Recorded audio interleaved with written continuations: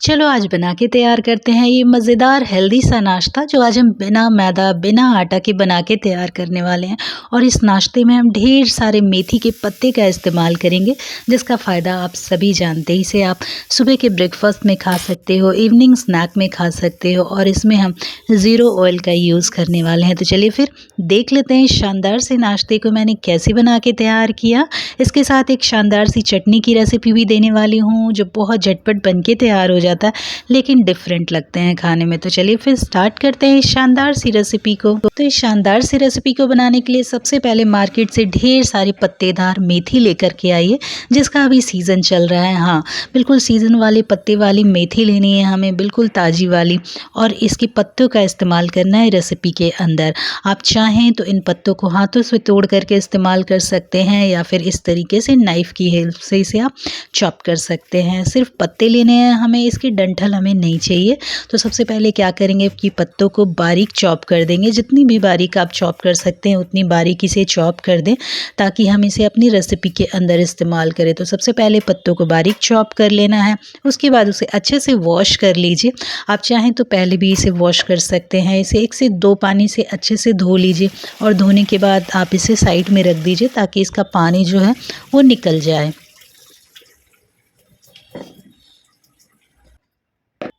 मेथी के साथ साथ इस रेसिपी के लिए हम बारीक चॉप कर लेंगे प्याज को। तो मैंने एक ये मीडियम साइज़ का प्याज लिया है, उसे भी बिल्कुल बारीक चॉप कर लेना है। बिल्कुल इसी तरीके से साथ में 2 से 3 हरी मिर्च चॉप कर लीजिए या फिर उतनी जितनी कि आप तीखी खाना पसंद करते हैं। वैसे ये रेसिपी हल्की तीखी अच्छी लगती है, ज़्यादा तीखी अच्छी नहीं लगती। तो सबसे पहले एक मीडियम साइज़ के प्याज को बिल्कुल बारीक चॉप कर लीजिए और उसके साथ में 2 से 3 हरी मिर्च को भी मैंने चॉप कर लिया है। आप चाहें तो इस रेसिपी के अंदर अदरक और हरी मिर्च का पेस्ट का भी इस्तेमाल कर सकते हैं। तो मैंने इस तरीके से हरी मिर्च को चॉप कर लिया। इन सबको साइड में रखेंगे। चलिए ले लेते हैं एक बाउल। अब ये वो सारे इंग्रेडिएंट्स हैं जिसका इस्तेमाल मैं इस रेसिपी के अंदर करने वाली हूँ। मैंने पहले बताया कि हम यहाँ पे आज कोई गेहूँ के आटे का इस्तेमाल नहीं करने वाले, तो बिना गेहूँ का आटे का इस्तेमाल किए आज ये रेसिपी हम बना करके तैयार करने वाले हैं। तो इस रेसिपी के लिए ले लिया है मैंने 1 कप के करीब बेसन, और जितना बेसन लिया उतना ही सूजी ले लिया है मैंने। साथ में बेसिक मसाले ऐड कर दिए हैं जैसे हल्दी पाउडर, रेड चिली पाउडर, साथ में हींग ऐड कर दिया है मैंने डाइजेशन के लिए। साथ में चाट मसाला, स्वाद अनुसार नमक ऐड कर देंगे। आप चाहें तो यहाँ अजवाइन का भी इस्तेमाल कर सकते हैं, ½ टीस्पून के करीब। अब बारीक चॉप किए हुए प्याज और बारीक चॉप किए हुए हरी मिर्च को यहाँ पे हम ऐड कर देंगे। अब आप चाहें तो यहाँ ½ कप के करीब दही का भी इस्तेमाल कर सकते हैं, मट्ठे का इस्तेमाल कर सकते हैं, छाछ का इस्तेमाल कर सकते हैं।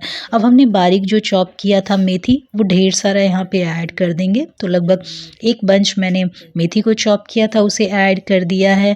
अब यहाँ पे दही का इस्तेमाल कीजिए या फिर आप सिंपल पानी का इस्तेमाल करके इसका एक बैटर बना के तैयार कर सकते हैं, मिक्सचर बना करके तैयार है। क्योंकि हम इसे रेस्ट करने के लिए छोड़ेंगे तो बस इसे क्या करेंगे कि ढक करके 10 मिनट के लिए रेस्ट करने के लिए छोड़ेंगे। बाद में अगर ज़रूरत लगी तो 2 से 4 चम्मच के करीब हम यहाँ पे पानी ऐड कर देंगे। अब यहाँ पे लगभग 1 बड़े चम्मच के करीब तेल इस्तेमाल किया है मैंने, क्योंकि विंटर में तिल जो होता है वो बहुत ही फ़ायदे की चीज़ होती है। तो यहाँ पे मैंने 1 बड़े चम्मच के करीब तेल ऐड कर दिया है। अब इसे 10 मिनट के लिए साइड में रख देंगे रेस्ट करने के लिए। जब तक हमारा मिक्सचर रेस्ट कर रहा है, कुकटॉप पे रख देंगे एक पैन या फिर कोई कढ़ाई जिसमें हम इसे स्टीम करेंगे। पानी डाल करके इसे ढक करके 10 मिनट के लिए रेस्ट करने के लिए छोड़ दीजिए। तब तक हम अपने इस केक टिन को इस तरीके से ऑयल से अच्छे से ग्रीस कर लेंगे ताकि इसके अंदर जब हम उसे स्टीम करें तो स्टीम करके बाहर निकालना आसान हो जाए। तो ऑयल से ग्रीस कर लीजिए। आप चाहें तो नीचे इसके बेकिंग पेपर भी लगा सकते हैं। तो इस तरीके से मैंने ऑयल से इसे ग्रीस कर दिया है। जो हमने मिक्सचर साइड में रखा था रेस्ट करने के लिए उसे लाएंगे। अब ये थोड़ी अगर थिक हो जाए तो आप यहाँ पे 2 से 3 चम्मच के करीब पानी ऐड कर दीजिए।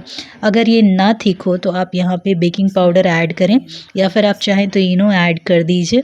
इन दोनों में से कोई भी एक चीज़ ऐड कर दे ताकि ये जालीदार और फ्लफ़ी बन कर के तैयार हो जाए। अब इसे अच्छे से मिक्स करने के बाद हमने जो केक टिन को तैयार किया था ऑयल से ग्रीस करके उसके अंदर इसे ट्रांसफ़र कर देंगे। तो बस इसे ऑयल से ग्रीस किए हुए टिन के अंदर ट्रांसफ़र कर दीजिए और मिक्सचर को बिल्कुल इवन कर लीजिए। तो ये देखिए इस तरीके से मिक्सचर को ट्रांसफ़र कर देना है, इसे स्पून की सहायता से बिल्कुल इवन कर देना है, फ्लैटन कर देना है और उसके बाद इस केक टिन को या केक मोल्ड को हम उसी उबलते हुए कढ़ाई के अंदर रख देंगे लगभग 12 से 15 मिनट के लिए। तो इसे 12 से 15 मिनट के लिए अच्छे से स्टीम होने के लिए रख दीजिए। चलिए जब तक हमारा ये बैटर स्टीम हो रहा है, हम एक झटपट सी चटनी बना कर के तैयार कर लेते हैं। ये हरे धनिये की चटनी है, लेकिन ये डिफरेंट तरीके से बन कर के तैयार होती है। तो इस तरीके से हरे पत्तेदार धनिये को हम बारीक चॉप कर लेंगे और चॉप करने के बाद इसे अच्छे से धो करके वॉश कर लीजिए। वॉश करने के बाद इसे बिल्कुल बारीक चॉप कर लीजिए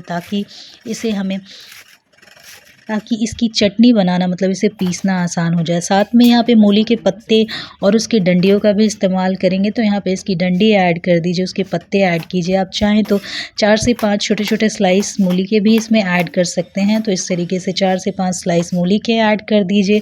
एक छोटा टुकड़ा अदरक का ऐड कर दीजिए और 3 से 4 हरी मिर्च या फिर जितना आप तीखा खाना पसंद करते हैं उतनी हरी मिर्च आप इसमें ऐड कर सकते हैं।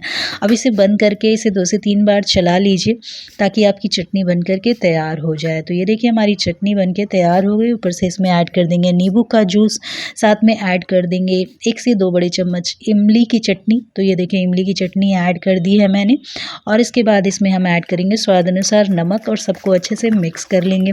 और ये देखिए हमारी शानदार सी हरी चटनी बन कर के तैयार हुआ है। इसे हम साइड में रखेंगे। हम जो रेसिपी बना के तैयार कर रहे हैं उसमें इस चटनी को हम इंजॉय कर सकते हैं। तो इसे चलिए साइड में रखते हैं। 15 मिनट हो चुके हैं और ये देखिए हमारी जो मिक्सचर थी वो बिल्कुल अच्छे से बन कर के तैयार हो चुकी है। ये बिल्कुल अच्छे से टाइट हो गई है, फ्लफ़ी हो गई है और बिल्कुल जालीदार बन के तैयार होती है। इसे ठंडा करेंगे और ठंडा करने के बाद इस तरीके से इसे कट कर लेंगे। अब आप चाहें तो इसे इस तरीके से स्टीम भी खा सकते हैं। ये स्टीम बहुत ही ज़्यादा अच्छे लगते हैं खाने में। तो अगर आप हेल्दी तरीके से इसे खाना चाहते हैं तो इसे आप स्टीम करके भी इस तरीके से खा सकते हैं। बिल्कुल कड़वी नहीं लगती है और खाने में बहुत ही शानदार लगती है। या फिर आप चाहें तो इसे एक हल्का सा तड़का दे सकते हैं और उसके बाद इसे खा सकते हैं। तो इसे आप ब्रेकफास्ट में खाइए या फिर इवनिंग में चाय के साथ भी आप इसे सर्व कर सकते हैं।